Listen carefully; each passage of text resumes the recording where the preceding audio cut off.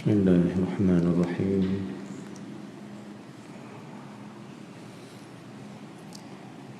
Assalamualaikum warahmatullahi wabarakatuh. Alhamdulillahi rabbil alamin. Nahmaduhu wa nasta'inuhu wa nastahdihi wa nastaghfiruh. Na'udzu billahi min shururi anfusina wa min sayyiati a'malina. من يهده الله فلا مضل له ومن يضلل فلا هادي له أشهد أن لا إله إلا الله وأشهد أن سيدنا محمدا عبده ورسوله اللهم صل على سيدنا محمد اللهم صل على سيدنا محمد اللهم صل على سيدنا محمد وعلى آله وصحبه أجمعين أما بعد. Alhamdulillah, syukur pada Allah Subhanahu wa taala di atas kehidupan yang diberi lagi oleh Allah taala pada kita sekalian. Terima kasih kepada Allah Subhanahu wa taala yang meminjamkan roh dan nyawa untuk sama-sama kita bergerak dan hidup dengan nyawa dan dengan nafas yang Allah berikan. Terima kasih kepada Allah Subhanahu wa taala yang masih memberikan segala kenikmatan yang tak dapat kita nak kira. Jika manusia nak mengira, ia tak mampulah nak kira akan nikmat Allah Subhanahu wa taala. Seperti mana kita sebut sebelum ni, cabang iman itu dua. Iman dibahagi dua, yakni bila terima nikmat syukur, bila terima bala sabar. Dapat nikmat syukur, diuji oleh Allah, kena sabar. Inilah dua benda yang dikira sebagai iman, yakin dengan Allah. Iman yakin ialah apa yang ada dalam hati manusia. Selagi mana manusia tak bergantung pada sesuatu, maka dia dikira beriman. Kalau segi tauhid yang kita belajar sebelum ini, marilah sama-sama kita faham bahawa tauhid itu dibahagi dua juga. Pertama, tauhid teori, yakni mengenal dan mengetahui. Satu lagi tauhid yang suka saya selalu cerita ke tuan-tuan, yang kadang-kadang ada orang kata apa mengajak tauhid apa ni, yang bilang tauhid ni wujud qidam baqa, tu tauhid. Ketahuilah oleh kita bahawa tauhid yang kedua ini ialah tauhid amali, tauhid fi'al, tauhid berbuat dan menerima apa perbuatan Allah. Itu tauhid juga. Tauhid teori maknanya kita mengetahui tentang formula-formula. Tauhid teori makna teori dia pendapat-pendapat. Sebab itu tauhid teori ini dia ada berbahagi-bahagi. Kerana tauhid teori lah menjadi Syiah, Mu'tazilah, Jabariyah, Qadariyah dan macam-macam lagi itu ada dalam firqah, kumpulan-kumpulan tauhid. Kerana membincangkan soal sifat Tuhan dan sebagainya. Tapi tuan-tuan, sebenar tauhid sebenar ini ialah tauhid amal, praktikal. Yakni bila kita percaya dan yakin bahawa Allah itu Tuhan yang berkuasa. Bila dia berkuasa, tentu dia berbuat sesuatu. Antara asas tauhid yang kita wajib memahami dia ialah firman Allah Subhanahu wa taala, innallaha ala kulli syai'in qadir. Dan demi sesungguhnya Allah Ta'ala itu amat berkuasa ia atas segala sesuatu. Allah ini amat berkuasa. Bila dia berkuasa, selepas qudrat, dia main lagi satu sifat. Apa dia lepas qudrat, tuan-tuan? Iradah. Yakni dia berkuasa dan berkehendak melakukan sesuatu. Maka Allah buat. Maka tuan-tuan dan puan muslimin, pagi ni saya nak sebut sikit tuan-tuan, saya nak serahkan kunci tauhid kepada tuan-tuan. Pertama, kunci tauhid yang pertama untuk kita belajar mengetahui tauhid, mengenal Allah, ialah kita kena buka satu bab dan memahami satu bab, yakni sifat Allah yang keempat daripada sifat 20. Faham yang ni, akan terbukalah banyak pintu-pintu kefahaman tauhid. Apa dia sifat keempat Allah yang saya tak bincang-bincang panjang-panjang, tapi sekadar membuka jalan. Allah yang pertama sifat dia wujud, sifat nafsiyah dia, qidam, baqa. Yang keempat ni kunci tauhid tu. Apa dia tuan-tuan? Mukhalafatuhu ta'ala lil hawadith. Allah bersalahan dengan segala makhluknya. Nak faham apa kuncinya? Allah tak pernah sama dengan makhluknya. Dia tak sama. Faham tak sama, saudara, tak sama. Jom kita faham mukhalafah tak sama ni. Dia tak sama, maka jangan bagi sama. Adapun perbincangan tauhid tentang Allah itu hanya sekadar qiyasan ataupun tashbihat, sebagai contoh perumpamaan pada akai. Padahal hakikat Allah bukan begitu langsung. Maka kunci tauhid, kata ulama, tauhid zauqi, tauhid amali, bila kamu terlintas di hati kamu tentang Allah, maka sesungguhnya Allah tak pernah sama dengan apa yang kamu fikirkan dan kamu rasa. Pasal dia mukhalafah. Untuk tolak pandangan bahawa Allah itu, tuan-tuan, nak tolak pandangan bahawa perbincangan Allah ni duduk atas arash, Allah na'udzubillah min dzalik, pergi faham lagu tu pula. Sebab apa? Sebab nak tafsir duduk ni macam mana, sedangkan Allah ni tak sama. Duduk tu pun tak betul dah pada kita. Pasal apa? Pasal duduk ini akan menyerupai manusia atau makhluk. Kalau gitu, pihak kita tak maulah untuk bincang banyak-banyak bab istiwa Allah, duduk atau Allah atas arash. Kita tak bincang. Sebab nak bincang kat mana? Mukhalafah. Tapi tak duduk bincang juga, oh Allah duduk ni dengan sifatnya sendiri, duduk macam mana? Duduk macam duduk dia. Maka kita kata itu pulang balik pada Allah Ta'ala. Kita hanya mengetahui tetapi tidak memaklumi dan memahami hakikat sebenar. Serah balik ke dia. Sebab apa?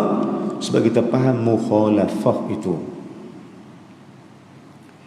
Baik, huraian panjang kita mengaji bab tauhid itu pada peringkat apa tuan? Pada peringkat mengenal. Tapi tauhid teori duduk tentang mukhalafah. Tauhid amali pula duk tang mana tuan-tuan? Nak kenal Allah dengan mantap, nak makrifat Allah dengan padu, maka pada teori sila bincang, sila kaji, sila rasakan mukhalafah Allah dengan segala yang baru. Kalau nak bincang tentang tauhid praktikal, tauhid yang kita kena beramal, kena faham sifat selepas sifat qudrat, yakni iradah Allah. Bila Allah berkehendak, bermakna dia berkehendak buat sesuatu. Di sinilah kita nak faham, bila Allah buat, apa kita nak buat? Bagi jawapan dia, bila Allah berbuat, kita kena menerima. Maka tauhid amali, apa kita kena buat? Ialah menerima. Dia bagi sakit, kena terima. Dia bagi susah, kena terima. Dia bagi senang, terima. Dia bagi kita mulia, terima. Dia bagi kita hina, terima. Dia bagi ayah meninggal, terima. Dia bagi isteri meninggal, terima. Dia bagi anak cacat, terima. Pasal perbuatan. Saya cuba nak faham tuan, ini kunci tauhid. Tauhid praktikal orang balik. Tauhid praktikal, tauhid teori duk tamu khalafah. Tauhid amali yang kita percaya dia berkuasa, kena terima kekuasaan dia, duduk pada mengetahui tentang iradah Allah. Allah boleh berbuat atas apa yang dia suka. Bila dia buat apa dia suka, kita kena terima apa yang dia suka. Terima walaupun kita tak suka. Contoh senang, Covid ni siapa suka tuan? Siapa suka Covid angkat tangan? Siapa suka Covid? Pergi mana habis ngantuk mah. Batu rajakah dah lagi. Siapa suka Covid? Siapa tak suka? Tapi Allah biarkan Covid berada pada udara ini dah hampir setahun. Terima tak? Fa'al dia, tauhid amali dia kena terima. Walaupun kena semayang berjarak-jarak, kena tutup muka, kena apa yang macam SOP kita kena, walaupun kena menyentuh, kena apa? Kena terima ini takdir Allah. Ini tauhid. Kita nak buat apa tuan? Bila Allah bagi. Bila Allah bagi nak buat apa? Maka bila Allah memberi, Allah berbuat, kita kena buat juga. Apa dia? Bila kita bagi, dia bagi, tauhid kita menerima. Bila terima ni tuan, bila tauhid amali, maka kena bincang bab apa? Kena bincang bab sabar, bab syukur, bab redha, bab ikhlas. Tu tauhid amali. Perbuatan kita di bawah pentadbiran dan perbuatan Allah. Apa Allah buat, kena terima. Menerima, yang kata tauhid ni apa? Tauhid ni ialah menerima Allah sebagai Tuhan semata-mata atas apa dia buat. Jangan bangkang, jangan lawan, terima. Terima tu dipanggil taslim, menerima. Dan kata tauhid pula, tauhid amali pula, dia kata apa?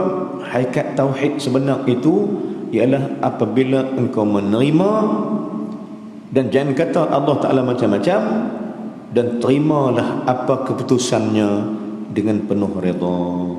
Itu tauhid amali. Adapun wujud qidam baqa tu bincang itu, yang tu itu ialah teori untuk mengetahui tentang wujudnya Allah. Tapi bila hangpa dah yakin adanya Allah, nak buat apa? Bila yakin adanya Allah, nak buat apa?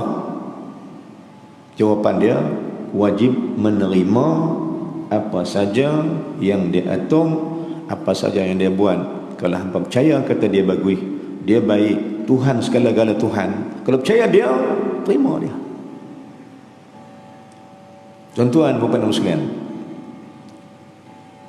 Allah ini menyintai hamba-hambanya atas sifat Ar-Rahmanur Rahim. Baik, soalan dia, Syekh Abang buat saya, cuba bayangkan, adakah Pencinta itu nak nanyakan kekasihnya pakai akal. Adakah mak ayah yang sayang anak-anak nak pergi kena anak-anak? Mustahil. Ayah yang sayangkan anak takkan nak pergi kena anak tu, takkan nak menzalimi anak tu. Seingat-ingat dia takkan buat sebab dia sayang. Adakah suami yang sayang isteri akan kena menanyakan suami dah, anak atau isteri dia? Tak.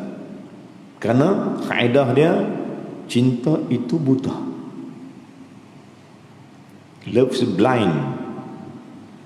Al-hubbu ama. Cinta buta.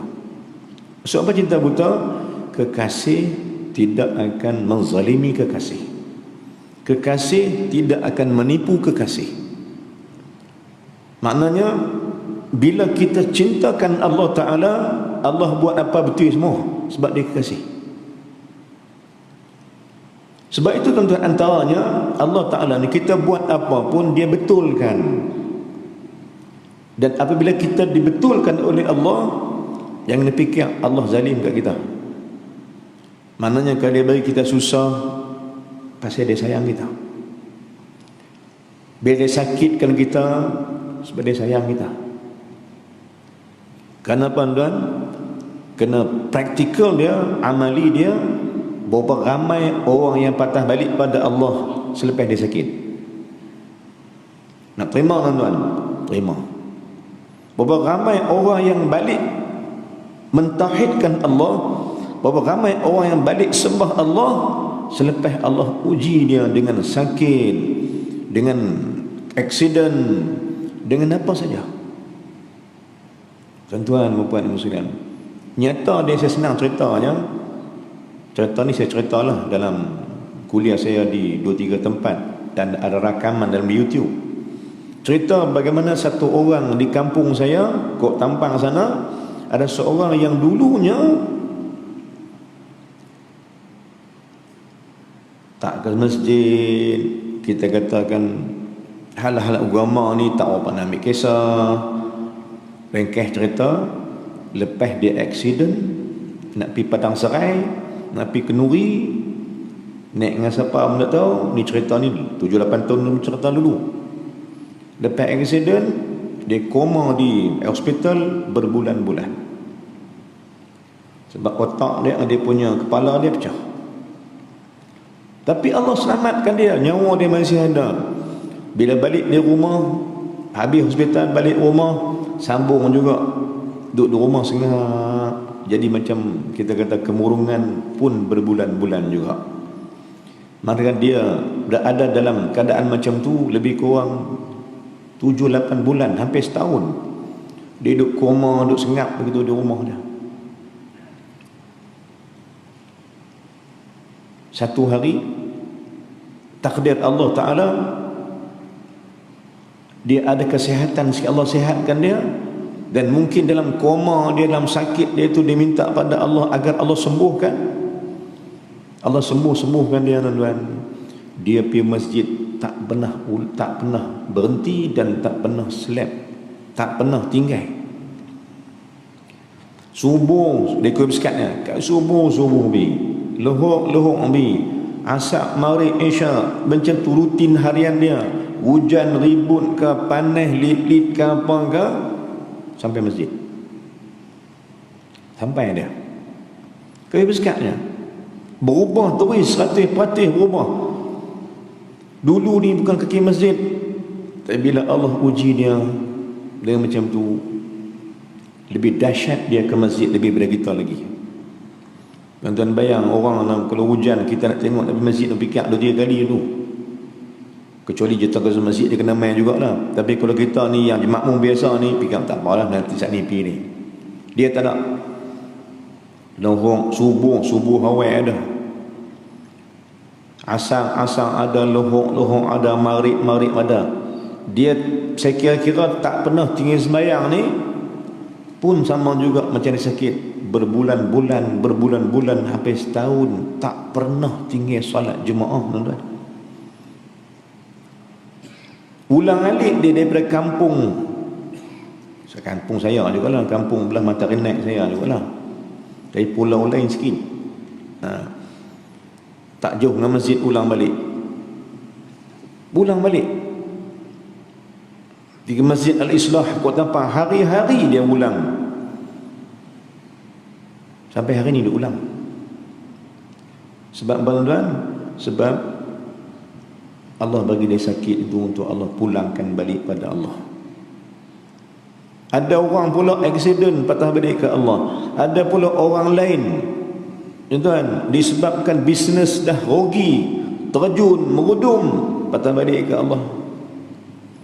Maka apa maksud saya, tuan? Maksud kita, Allah berbuat kepada hambanya dan hambanya kena terima apa pemberian Allah. Itulah tauhid. Mengesahkan Allah, menunggalkan Allah atas apa yang dia buat dan atas apa kita buat. Inilah tauhid sebenar. Nak terima apa Allah buat, dan kita terima Allah buat apa pun, seperti mana kata ilmu tauhid zauqi, tauhid tasawuf hakikat. Allah buat apa pun pasti dia sayang. Bila dia sayang, terimalah perbuatan Allah tu juga dengan kasih sayang. Kerana kekasih tidak akan pernah menyalahkan kekasih. Baik, orang yang sayang Allah, dia tak akan salahkan Allah.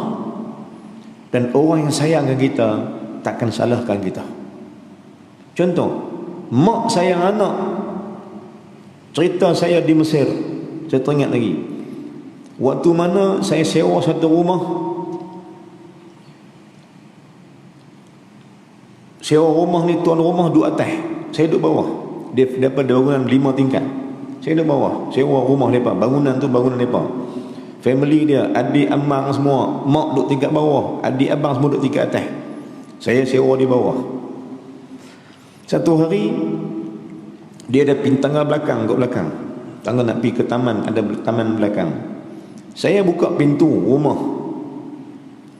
kan pintu belakang petang tak apa-apa, saya buka pintu lah. Saya buka pintu, pasal ada koridor tu, baca buku orang tu sikit, ada taman belakang tu, buka pintu, ada tangga turun daripada atas sampai situ. Bila saya buka pintu, duk tengok pokok bunga apa, tiba ada orang mai lah, ada jiran mai, ada sahabat mai rumah. Saya pun tinggal bilik, pintu terbuka. Bila mana saya pergi buka pintu, sembang-sembang kawan tu, lama jugalah, saya terlupa pintu tu, tak teringat lah. Bila saya masuk pula, tengok banyak benda hilang. Maka saya pun mengadu ke tuan rumah, barang saya hilang. Tuan rumah turun mai tengok, cek, dia kata hang tuduh, hang ingat siapa dia?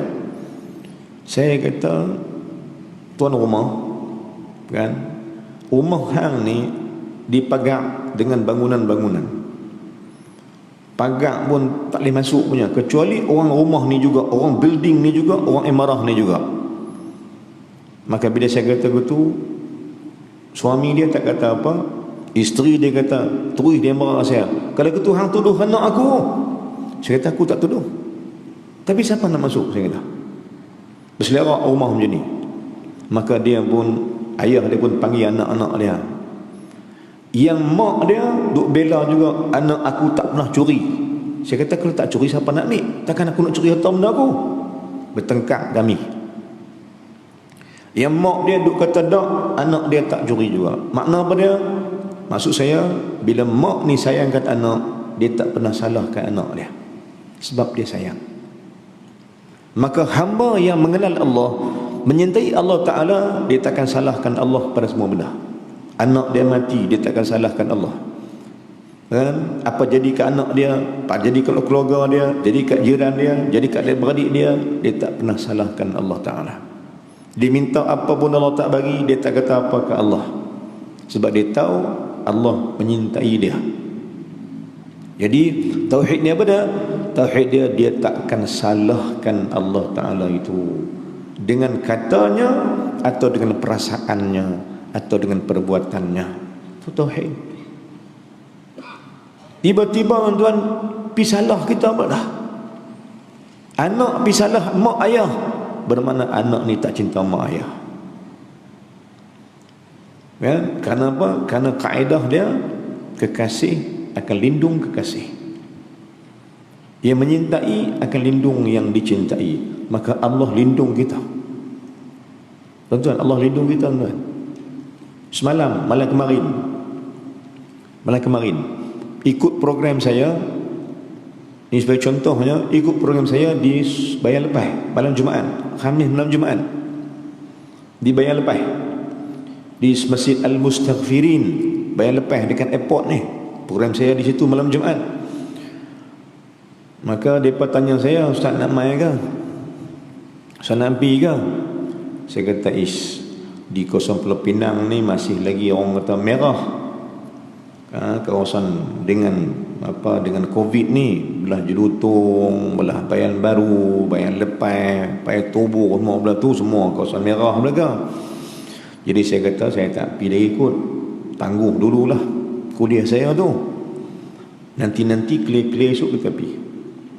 Seorang tu kata, "Tak apa Ustaz, insya-Allah kawasan kami, kawasan Penang ni boleh lagi. Tak apa Ustaz, mai lah." Saya kata, "Aku nak pergi ke tak pergi, nak pergi ke tak pergi." Lepas tu lalai saya kata, "Tak payah kot, kita tangguh dulu lah." Saya hati kata, tangguh dulu lah.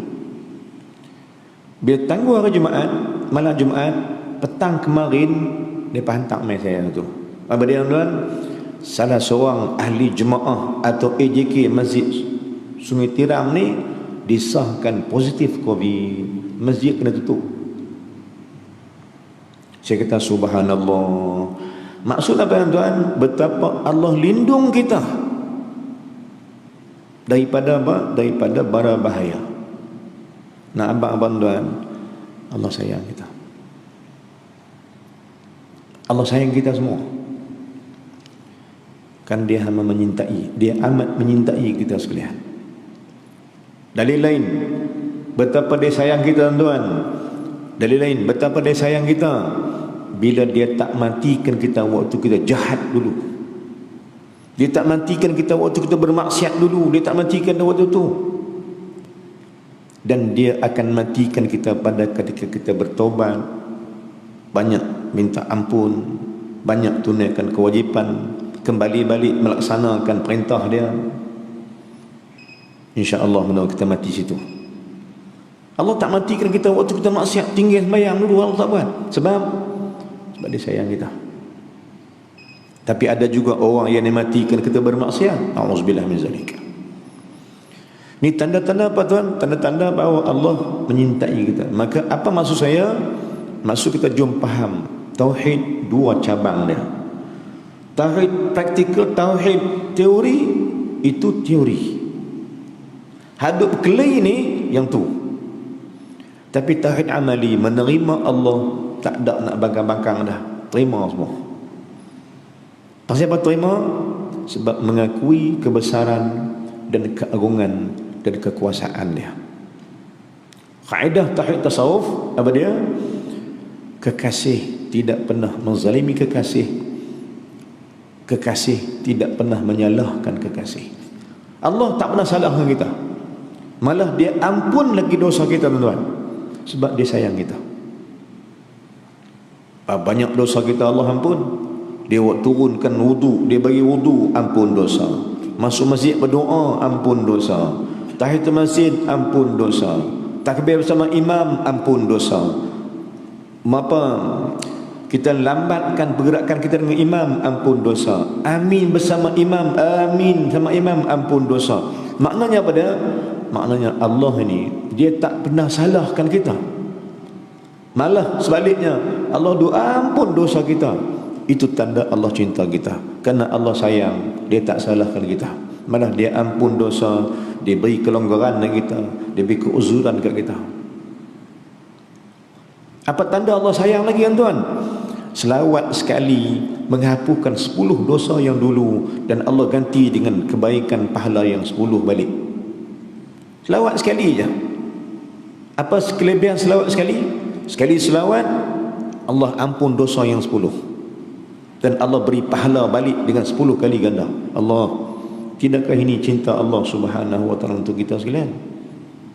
Jadi tauhid sebenarnya tauhid sebenar ialah belajar menyintai Allah.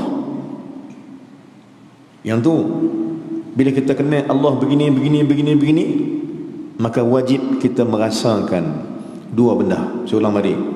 Kunci tauhid teori duduk pada mukhalafah Allah, dan kunci tauhid praktikal duduk pada iradah memahami kehendak Allah Subhanahu wa taala. Kata dalam kitab Perisai bagi sekalian mukallaf, terjemahan dari kitab Aqidah At-Tahawiyah, salah satu kitab tauhid yang terbaik kata ulama-ulama. Saya tanya Syekh Nuruddin Al-Banjari hafizahullah, saya tanya ulama-ulama lain, apa kitab tauhid antara kitab tauhid yang terbaik untuk kita faham? Banyak ulama jawab. Syekh Nuruddin jawab, dia kata apa? Kitab Aqidah Tahawiyah yang enta baca tu, kitab yang terbaik untuk faham tentang praktikal amali pada tauhid Allah Subhanahu wa taala.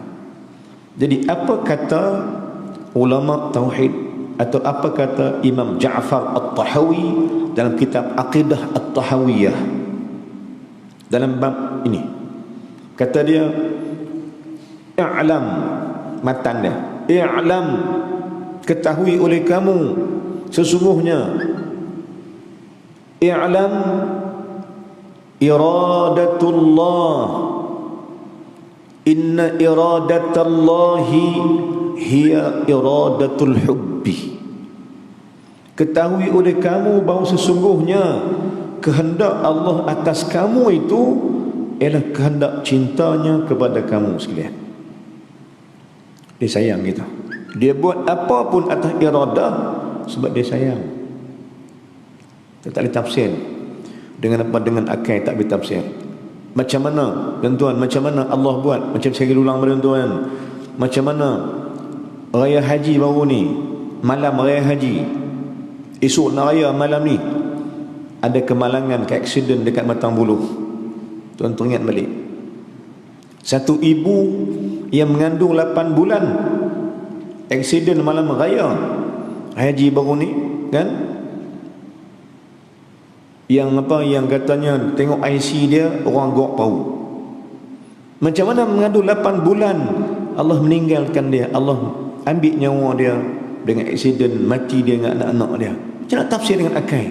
Maka ketahuilah di sana ada cinta Allah untuk dia dan anak dia dan juga sesiapa juga yang memahami. Kalau ikut akal mana logik, kesianlah kat dia, anak lagi mengandung lagi, anak tak lahir lagi, suami dia kesian kat dia pasal kehilangan isteri. Logik akal kita gitu. Tapi bila kehendak Allah, Allah buat apa pun jangan lawan, jangan bangkang. Ini tauhid kita dengan Allah. Jangan bangkang, jangan lawan, jangan bantah. Sebab itu tauhid sebenar, menerima apa Allah buat. Tuan-tuan dan puan sekalian, faham tak? Tauhid ni bukan hanya tauhid tentang wujud qidam baqa saja. Tapi tauhid sebenar ialah menerima. Kalau kau yakin Allah tu Tuhan, terima. Baik, saya sebut juga tuan-tuan, sebelum saya baca kitab sikit, saya sebut juga tentang tauhid yang tinggi. Yakni apa dia? Tauhid cinta pada Allah. Kitab dia Risalah Imam Arsalan, atau dia panggil Tauhid Zauqi Arsalan.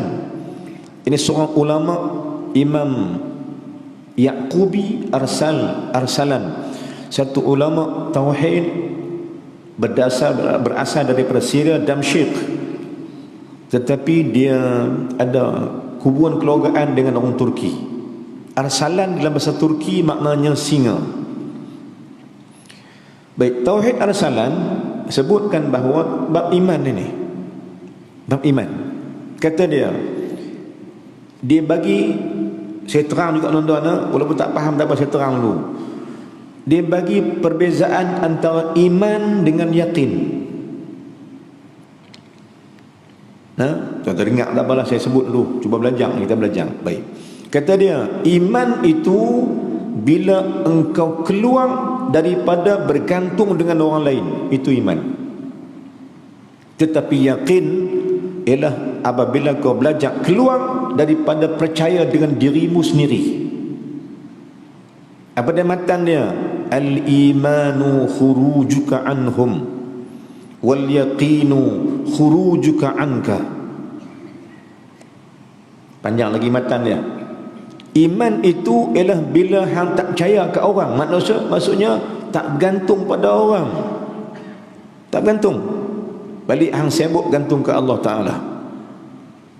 Dan yakin itu pula ialah engkau tak bergantung dengan dirimu sendiri. Dia tak kata aku pandai, dia tak kata aku baik, dia tak kata aku hebat, dia tak kata. Sebaliknya dia kata apa? Dia kata semua yang ada pada aku ialah dua benda je. Orang yang bergantung dekat Allah ni, dia selalu kata dua benda ni. Baru ni saya syarah benda ni dekat Masjid Manggui. Orang yang yakin pada Allah, dia akan merasakan dua benda. Berdasarkan firman Allah Ta'ala surah Yunus ayat 58, muka surat 215 belah kanan baris kelima pada atas. Sulang balik. Orang yang yakin pada Allah macam ni keadaan dia. Apa dia? Bergantung ia pada dua hal, dua benda. Atas diri dia, jadi apa kat diri dia, dia rasa dua benda ni ada. Yakni ikut firman Allah Subhanahu wa taala dalam ayat 58 surah Yunus, muka surat 215 belah kanan baris berapa? 1, 2, 3, 4, 5, 6 56 daripada atas. Jumpa satu ayat Allah kata apa?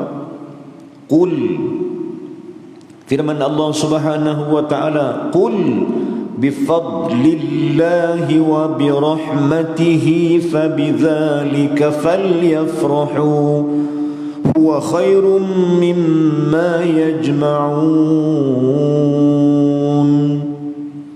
Katakan ya Muhammad, sesungguhnya dengan anugerah Allah atas rahmatnya, sayangnya pada engkau, benda itulah yang patut engkau seronok dan gembira. Maknanya apa dia? Maknanya orang yang ada yakin, jadi apa kat dia pun dia terima ni sebagai anugerah Allah kerana Allah sayang. Dia kaya ke, dia pandai ke, dia bagus ke, dia dapat ilmu ke, boleh main masjid ke, apa jadi kat dia, dia kata ini pemberian Allah untuk diriku. Allah bagi. Dia tak kata dia hebat, dia tak kata dia pandai, dia tak kata dia kaya, dia tak kata dia, kerana dia telah keluar dari diri dia. Dia tak kata dia ya. Dia kata Allah bagi, Allah bagi, Allah bagi.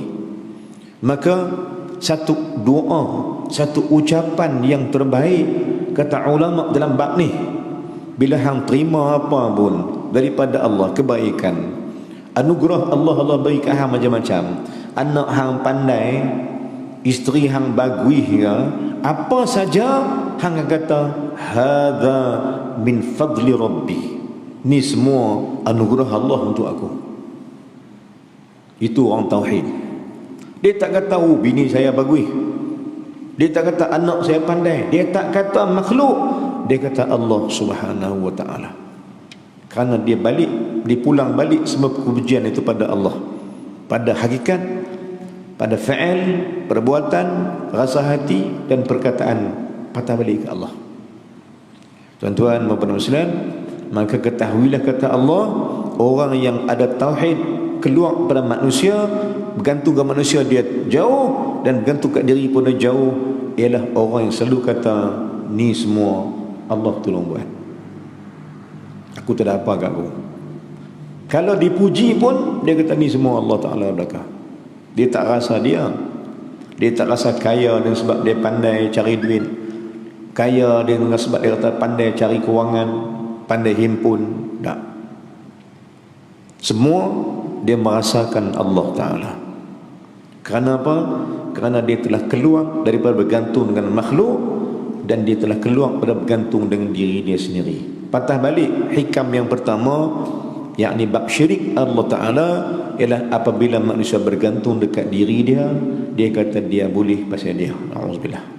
Keluar daripada bergantung manusia, itu tauhid. Apa macam mana keluarkan tu manusia? Dia tak kata orang, dia kata semua ni Allah buat. Tuan-tuan dan puan Muslim, saya ulang balik, saya terang pada tuan-tuan secara tak langsung, apa yang kita nak sampaikan ialah jom fahamilah bahawa sesungguhnya apa kita mengaji sabar, redha ni ialah tauhid praktikal, tauhid amali kita atas perbuatan Allah. Kerana patah balik tuan sikit, kalau orang tanya kita kunci tauhid tang mana, kunci iman tang mana, maka iman ini rukun dia ada 6. Rukun iman itu ada 6 dan kunci iman ada pada rukun yang ke-6. Yang ni apa dia? Yakin dengan qada dan qadar Allah. Apa dia qada qadar? Qada qadar itu ialah ma fa'alallahu lana, apa yang telah Allah buat untuk kita. Daripada azali dia telah atur apa kehidupan kita. Pasal dia Rabbul Alamin, dia Tuhan mentadbir alam. Dia buatlah. Jadi tuan-tuan yang sekalian, kalau orang tanya kita apa kunci iman, jawab dia kunci iman ialah pada masalah qada dan qadar. Apa dia qada qadar? Allah buat atas apa yang dia rancangkan. Mana bila Allah buat atas apa dia rancang, dia berkuasa dan dia berkehendak. Bila Allah berkehendak, jom kita berkehendak di bawah kehendaknya. Makna apa dia? Menerima apa jua yang Allah buat. Kerana Allah tak pernah zalim kita, sebab kekasih tidak pernah menzalimi kekasih. Kekasih tidak pernah menyalahkan kekasih. Gitu kaedah dia. Kalau dia nampak kekasih dia buat salah pun, dia diam. Dia maafkan, dia redha, dia terima, dia perbaik pelan-pelan. Sebab itu Allah ni tuan-tuan, kalau faham balik Allah ini, dia perbaik kita pelan-pelan. Kita yang dulu bagaimana, hari ini macam mana? Sebab Allah perbaik kita pelan-pelan, tanpa dihukum kita dengan hukum yang berat, tetapi dia hukum kita dengan dilepaskan kita daripada dosa dan kesilapan dulu. Dia buat bagi kita elok hari ini. Tuan-tuan, mudah-mudahan kita faham sikit apa dia tauhid itu. Ulang balik, cabang tauhid 2, tauhid teori dan tauhid amali. Saya terang juga, tuan-tuan tak faham, saya kata apa, mai tauhid apa ni kan? Maka bila membaca tauhid amali, kena bijak membaca kehidupan. Kehidupan ini ialah diatur oleh Allah, kan? Kehidupan tu diatur oleh Allah. Maka bila Allah atur, di sana ada tauhidkan Allah. Sebab Allah yang atur, kita terima je lah. Jadi apa jadi kat kita dulu sampai hari ini, semua terdiatur oleh Allah, dan kita menerima satu-satu. Terima pula dengan apa? Terima dengan belajar sabar, tawakal, redha, syukur. Tu prinsip-prinsip dia. Maka siapa yang kata sabar itu bukan tauhid? Kalau sabar bukan tauhid, maka Allah tak kata innallaha ma'as sabirin. Allah tak kata gitu. Kalau sabar bukan tauhid. Nah, maka sabar itu tauhid sebenar. Redha itu tauhid. Syukur itu tauhid. Kita makit pagi-pagi tadi, alhamdulillahillazi ahyana ba'dama amatana wa ilaihin nusyur. Itu tauhid. Bukan tauhid ni hanya duk ngaji sifat 20 wujud qidam baqah. Itu tauhid juga, tapi tauhid mengenal. Tapi tauhid ni, tauhid sebenar ialah menerima apa Allah buat.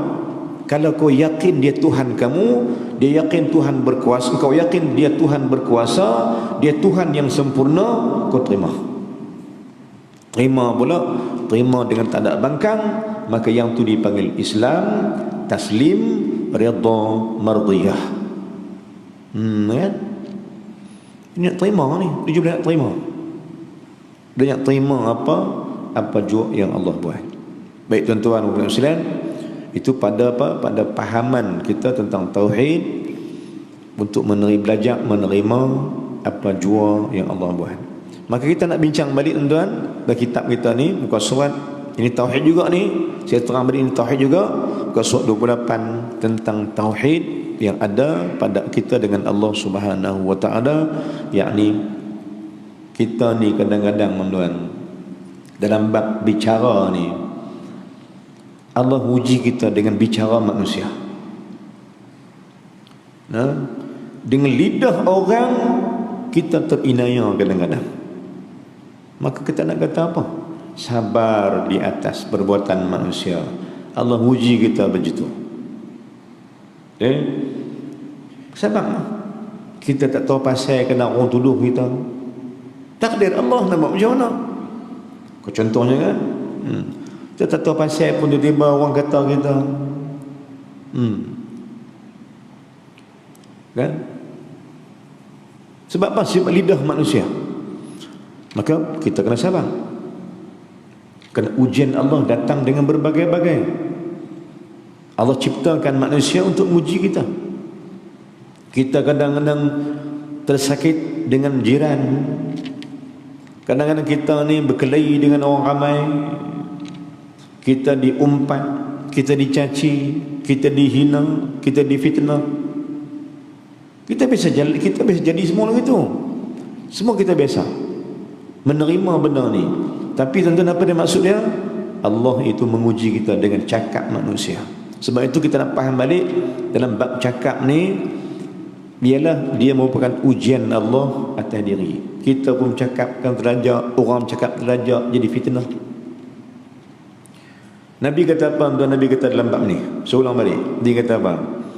Jika bicaramu pada kamu, bila kamu bicara pasal kawan kamu, bila kita sembang pasal orang, kita sembang dua orang, kita sembang pasal B, pasal C, kita A, kawan kita B, sembang pasal C. Nabi kata kalau betul jadi mengumpat, kalau tak betul jadi fitnah. Dua-dua dosa. Tidak? Kalau kita sembang hak dia, yang kita sembang kawan tu, benda tu betul, jadi mengumpat. Kalau tak betul, kita sembang benda tak betul ni, benda tu tak boleh tak buat, tapi kita sembang, jadi fitnah. Kalau betul jadi mengumpat, kedua-duanya dosa lidah. Maka inilah menyebabkan kadang kita terganggu, kita tersakit, kita tersedih dan sebagainya, kerana kita diumpat, dicaci dengan benda-benda yang kita tak buat pun kadang-kadang. Tapi apa kita nak buat? Apa tauhid kita? Sabar. Buat macam mana? Nak lawan, jadi bergeling orang habis semua. Maka sabar, kerana Allah akan berbuat. Yang benar tetap benar, yang betul tetap betul. Kan? Terima apa Allah buat. Ini juga tahu tauhid dengan Allah Subhanahu wa taala. Dalam bab bicara ni juga ada tauhid dengan Allah Taala. Baik tuan-tuan dan puan muslim. Surat 27 28. Qala ma'alif rahimahullah subhanahu wa ta'ala wa nafa'na bihi wa bikum amin fid darain. Kita ulang balik sikit insya-Allah.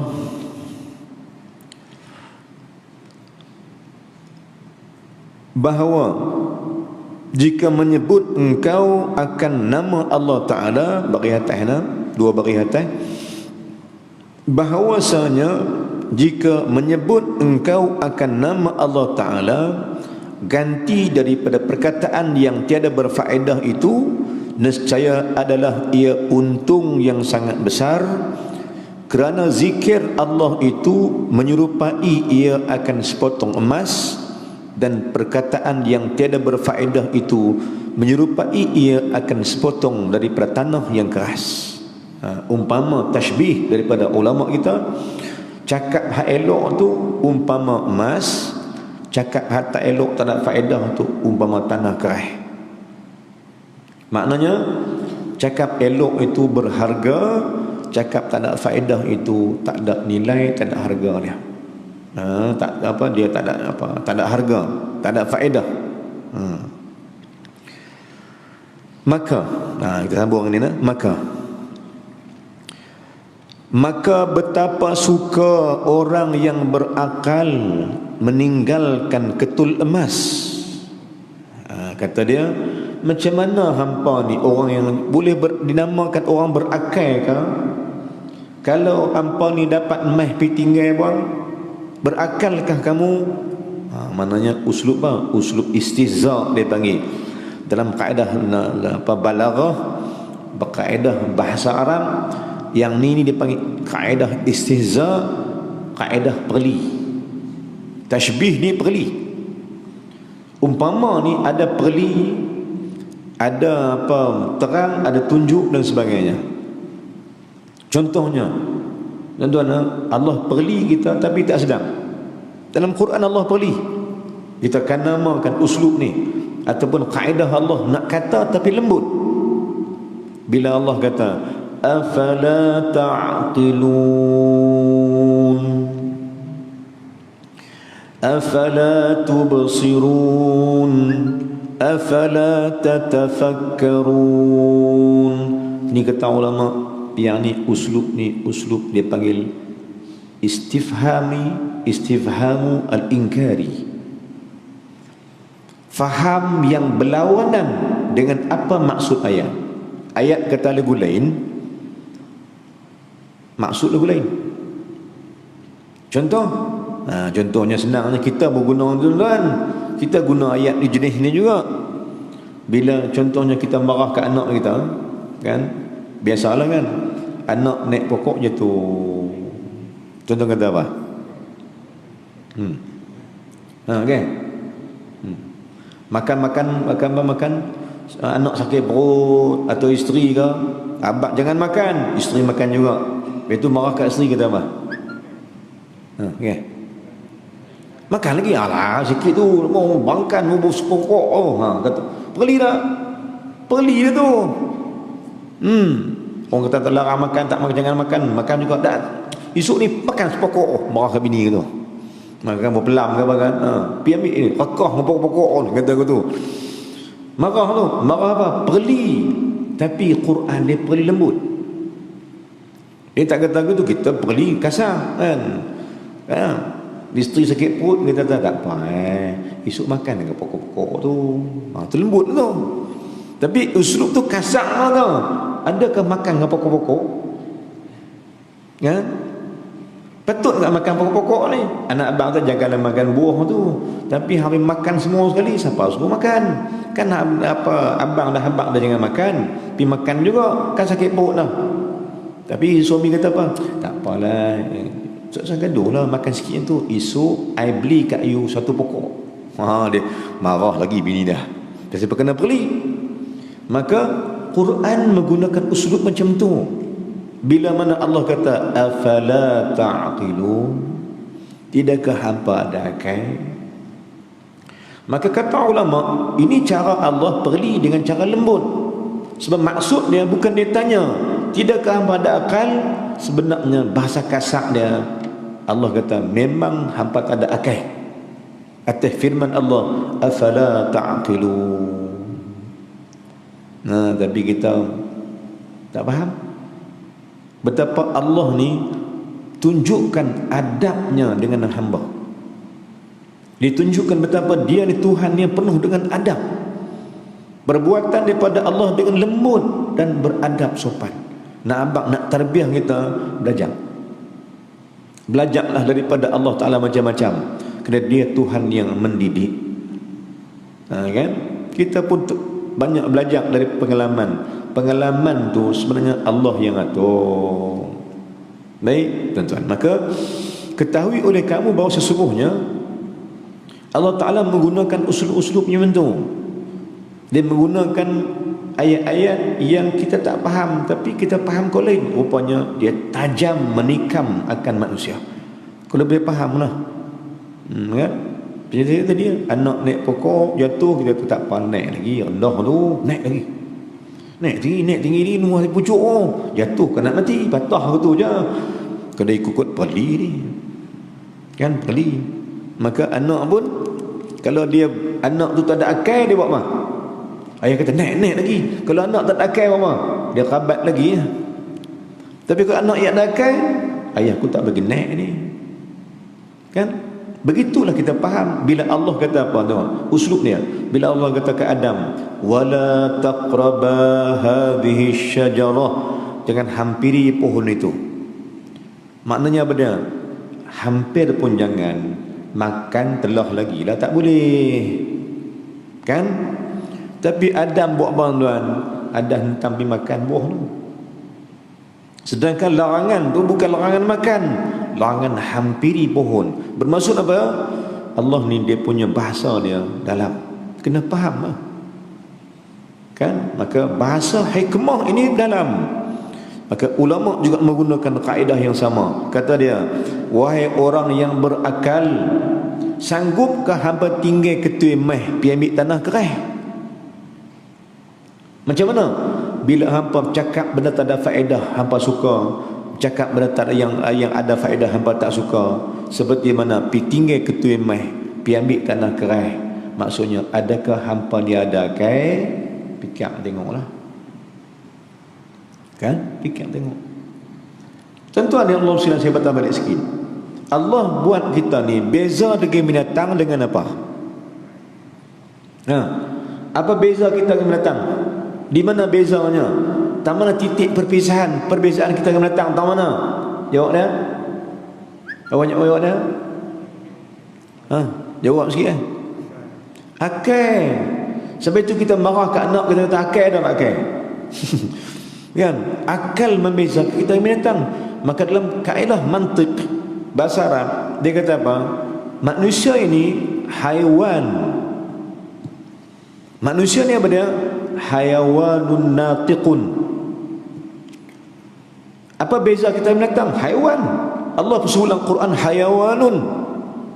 Mana kita ni apa dia tuan? Haiwan. Apa haiwan? Binatang. Tapi kaedah mantik kata kita ni binatang yang boleh bercakap.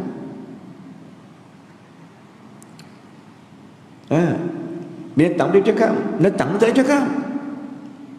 Kalau binatang tu cakap, dia pas sembahyang lebih daripada kita lah. Kalau binatang tu lah, kera ke, monyet ke, lembu ke, kalau mereka tu boleh bercakap, berakal, masjid penuh dengan mereka, kita tak boleh masuk lah. Tapi kerana mereka tak ada akal, tak ada hukum, mereka tak main masjid. Tuan, ni usulub perli ke ni pun? Kena usulub perli juga ni pun. Kalau binatang ada akal, mereka akan fikir macam-macam. Fikir nak ibadat pada Allah dan sebagainya. Tapi saya patah balik, maka ulama guna usulub apa? Guna kaedah apa? Ulama guna kaedah, jika engkau berakal, fikirlah yang mana lebih baik, emas ataupun tanah kerai. Perkataan yang berfaedah umpama emas, perkataan tak ada faedah umpama tanah kerai. Maka berhati-hati dalam perbicaraan, berhati-hati dalam perbualan, jangan sampai menzalimi orang dan menanya orang dan mengkhianati orang lain. Na'udzubillah min zalik. Sebab cakap kita kadang orang gaduh, cakap kita kadang berkelahi orang, cakap kita memisahkan sahabatan lain. Na'udzubillah min zalik. Maka berhati-hati dengan cakap. Sebelum pasti benda tu, jangan cakap. Maka apa kita nak buat? Tentang kaedah kita sekarang untuk bercakap, berhati-hati dan percakapan. Apa kita nak buat? Kita nak bina percakapan baik macam mana dalam dakwah hal kita ini? Soalan balik. Soalan dia sebagai apa? Sebagai kesimpulan, macam mana kita nak ajak untuk kita bercakap betul? Macam kita nak mengajak diri kita ni bercakap benda elok. Macam kita nak ajak diri kita ni bercakap benda yang benar. Jawab dia, selalu baca Quran. Kesankan, efektifkan diri kita tu dengan Quran. Kesankan dengan Quran itu. Kerana Quran ni kalau rajin baca, tukar lidah daripada cakap bohong dan cakap betul. Kedua, latihan kedua. Pertama, latih baca Quran. Kedua, latih berzikir atas nama Allah. Dua-dua kaedah ni menukarkan perbualan daripada yang buruk kepada yang baik. Belajar baca elok, belajar baca Quran, baca tajwid, baca elok-elok, panjang pendek baik kena. Sebab nak ajak lidah cakap benda bagi betul. Itu kaedah dia. Cuma belajar baca Quran, dan jom belajar zikir. Daripada ini kata ulama nafs, daripada sini ulama psikologi apa orang yang cakap benda mengarut itu sebenarnya dia kurang baca Quran. Dan orang yang suka mengumpat orang, berbicara hal-hal tak ada faedah, orang ni adalah orang yang kurang berzikir. Dua kaedah ni saja. Kerana jika engkau banyak baca Quran dan berzikir, lidahmu akan jadi lidah yang baik, lidah yang elok, lidah yang mendamaikan manusia, bukan lidah yang berkeli manusia. Jaga. Di situ kita faham orang ni kuat baca Quran ke, tak kuat baca Quran ke, kuat berzikir ke, tak kuat zikir ke, tengok pada perbuatannya, tengok pada cakapnya. Kalau cakap dia bagi orang berkeli, orang ni tak baca Quran menyawang, orang ni tak zikir kuat menyawang ni, sebab dia tak berbicara atas kalimah yang sebenarnya. Jadi tuan-tuan dan saya Allah sekalian, maka ulama bagi contoh, cakap yang baik seperti emas, cakap yang tak elok seperti tanah keras. Wahai orang yang berakal, mana pilihan kamu? Sehari-hari kamu cakap yang keluar bicara kamu tu keluar emas, atau bicara kamu tanah keras yang tak ada faedah, terpulang dari kamu sendiri. Kamu yang berhak. Dan kalau kita faham balik, setiap ucapan, setiap huruf dicatat oleh malaikat, dan setiap benda ni akan dihisap semula oleh Allah di depan Allah Ta'ala nanti.